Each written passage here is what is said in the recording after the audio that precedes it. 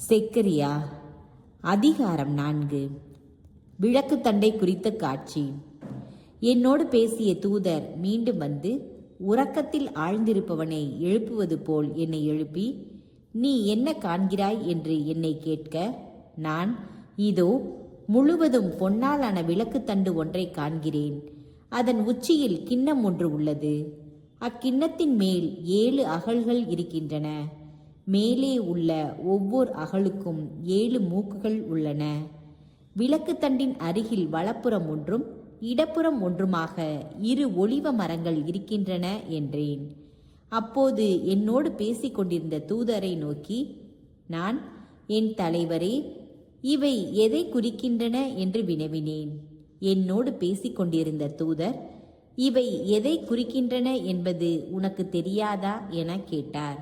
நான், என் தலைவரே, எனக்கு தெரியாது என்றேன்.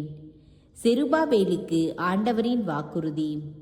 மீண்டும் அவர் என்னிடம், செருபாபேலுக்கு ஆண்டவர் அருளிய வாக்கு இதுவே, உனது ஆற்றலாலும் அல்ல, வலிமையாலும் அல்ல, ஆனால் எனது ஆவியாலே ஆகும் என்கிறார் படைகளின் ஆண்டவர்.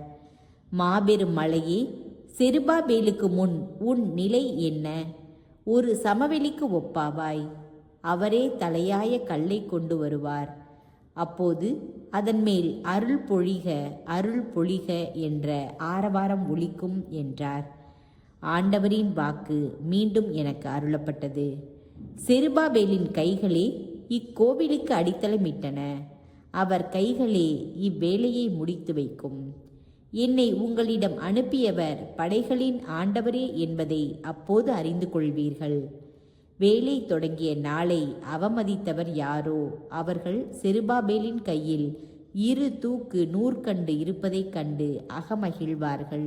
அந்த அகல்கள் 7ம் நில உலகெங்கும் சுற்றி பார்க்கும் ஆண்டவரின் கண்கள் என்றார்.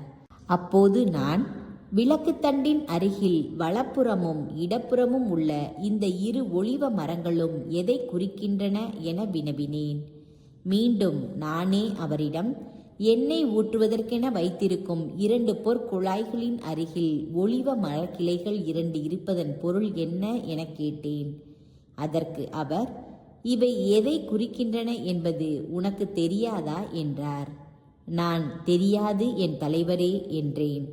அதற்கு அவர், இவை அனைத்துலகின் ஆண்டவர் திருமுன் நிற்கின்ற திருநிலைப்படுத்தப்பட்ட 2 குறிக்கின்றன என மறுமொழி பகர்ந்தார்.